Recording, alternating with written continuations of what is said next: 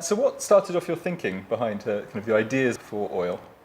So it started quite a long time ago. I originally had a conversation with Ben Power in the Headlong offices 6 years ago, so it was really, really long time ago. My father's worked in the oil industry his whole life, and I was at that time interested in staging a play on an oil rig with lots of looking at some gender politics, I think was my sort of intention. And over time it's evolved and evolved. I had a real thirst. I'd written quite small sort of student dramas, I suppose, when I was first out of university, and I had a real thirst for a big subject. Little did I know, oil is a very big subject, and so I did a lot of reading, and it sort of grew and grew as a preoccupation. And I guess I wanted to wrestle with the sort of geopolitics of now, the kind of, we're running out of things, what's our responsibility to the future, and not, or do my version, I suppose, of the polar bear play. Like, what is that, and how do I engage with that? And yeah, Because it's a much more human story than just one about the oil industry. yes, and actually that's been an interesting struggle in the development of it. Is there's so many fascinating facts that you read, and there's so much that you want to teach an audience about our history and Britain's involvement and how we should negotiate our own responsibility. But, that's a TED Talk, or that's a lecture, and you have to kind of constantly find the right sort of interpersonal drama to allow people to sort of emotionally connect. So it's been a really big and interesting struggle about that, about what information you compromise to serve drama, and what drama you compromise to serve information. So it's kind of a learning curve. What is it about theatre, do you think, that really helps you explore those themes and ideas? I think you can have a depth of metaphor and a depth of intellectual interrogation in theatre that you can't really achieve in any other entertainment forms, art forms at the moment. You can in some film, in documentary film, but that very special hybrid of sort of intellectual rigour and emotional connection feels like it lives in its most thorough and sort of robust form in the theatre. And I think there's also something really interesting that theatre is so temporary that if you are writing plays that are about our moment in time and this moment in time in relation to a resource that has been around for 150 million years, it makes sense to choose an art form that is only going to exist for 3 months and then disappear off the face of the planet. So it kind of, the impermanence of theatre feels like it suits the kind of high stakes impermanence of the situation we're in, I suppose. Kind of a snapshot of our society and ideas. Yeah, which I love about it. So your process of writing this play, did you start off with a big kind of broader picture and filled in the gaps, or did you have ideas for certain scenes and moments that you then joined together? And worked out. So it's always been a bit of a funny structure. So it's 5 acts that are... so the time signature of the show is non-naturalistic. So it's a mother and daughter aged through one lifetime, but over 200 years. And so between each act, we jump more years than we could physically jump. And that was always there, like right from the beginning. I don't know why. There was always this very... I knew that we had to take one character through time in order to sort of emotionally relate to them. I suppose the task was set, like the drafting and the formal task was set by the subject matter. So I think one of our problems with taking responsibility for natural resources is that they are slightly longer than our own lifetime. Like oil takes 150 million years to make. We will have used all of it in 250 years. And somehow, because that 250 years is just a smidge longer than our one lifetime, it feels like no one has to take singular responsibility for what is a kind of awful use of resources. And so the drafting process has always had that sort of grand gesture. Even the very first draft started in 1880 and finished in 2050, even though it was in 3 parts then, not 5. And so that relationship between one human life and the age of oil has been the thing that has kind of created this mad selection of moments in history to tell both a human story and a historical story. So yeah, and then it was just a case of what are the most instructive or what are the most useful moments in history, I suppose. And it has jumped around a lot.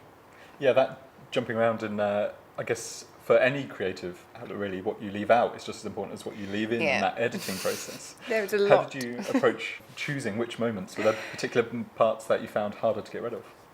Yes, I mean, there is an awful lot on the cutting room floor. I think there's sort of 3 probably bankers boxes full of, like, which I just need to put in the recycling, but I sort of haven't quite got the heart yet. So the selection, so I sort of always knew that the mother-child relationship was the kind of spine of it. So I was looking at the developmentally significant moments in that. So you look at birth, you look at conception or birth, and you then look at childhood, you then look at teenagedom. So the codependence of the mother and child speaks to our codependence with the Middle East about oil. So you were constantly trying to find the sort of odd little matchups where the historical moment spoke to our involvement with the Middle East, but the interpersonal moment spoke to the right generational moment in the relationship. So, for example, in Act 2, it's the first time that Britain goes into the Middle East. So it's the Darcy contract. So it's 1908, just before we go into the First World War. And Amy's a child, and then in Act 3 we look at the first time the Middle East come back and start taking power back from the Western companies, and of course Amy is a rebellious teenager and is trying to take power back from her mother. So the selection process was led by that little tussle between the metaphor and the human drama. Would you say that your experience of writing this play has changed your playwriting process? Yes, I mean, very much so. I mean, it has been absolutely... what's the word? Formative?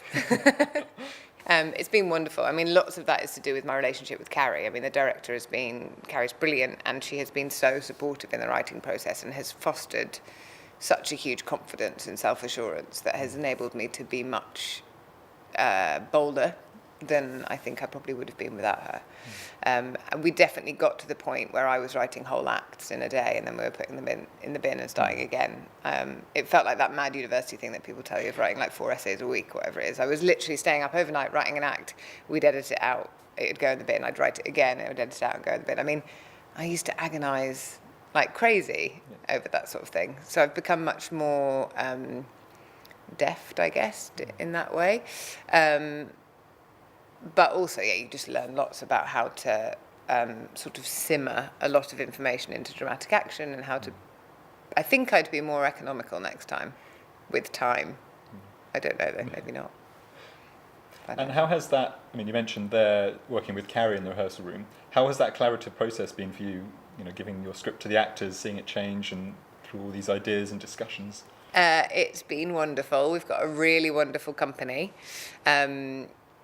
They've been really generous and brilliant, and they're all really bright. So everybody has really got on board with the amount of information. I mean, it is an extraordinary amount of information to take on, because you've got 5 very distinct historical periods and 5 very distinct political moments, and then a load of interpersonal drama on top. So they've been a bit like, ah.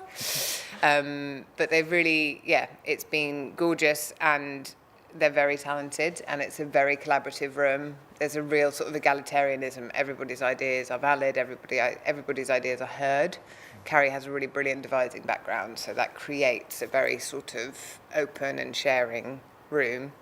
We're in the tricky 3rd week at the moment, which means that lines that you have spent 6 years getting right are coming out in a slightly creative fashion, and that's okay. So there's a bit of useless writer anxiety, but that all lines out, and it's fine.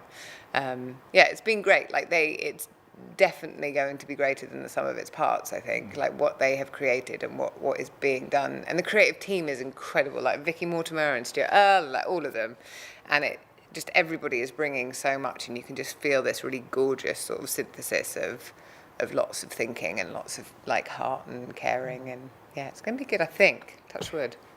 And what do you hope the audience will think when they're leaving the auditorium after seeing the play? They'll probably be quite overwhelmed, I imagine. It's quite a sort of lot to take on. I had always struggled, I suppose, with plays that dealt with either dwindling resources or our responsibility to the environment, or to middle class guilt, because I think it often those plays struggle because they either position the audience in a naughty you, go home and think about what you've done, and then of course everybody goes outside and buys 2 gin tonics, and there's a, you know, and they just they forget, or they drive home, or you know, like that doesn't sort of integrate into our lives, or the opposite thing, which is we provide such a sort of polemicized entertainment. So you've got your Tories being all like, wee, and you've got and again, that doesn't seem to position an audience in we all use oil. Like my shoes, like the seats we're sitting on, our clothes, like everybody is culpable, and therefore culpability isn't quite the right word. I think our responsibility around the issue is so complex, and that is what the play tries to do, I think. It's just really point up. You know, anyone with a sick child, if it is snowing outside, is going to put that child in a car to drive them to the hospital. I think almost irrespective of how fundamentally they feel about the environment. And at that point, you have a really weird conundrum. You go, well, am I a mother and care for my child and want to keep it safe?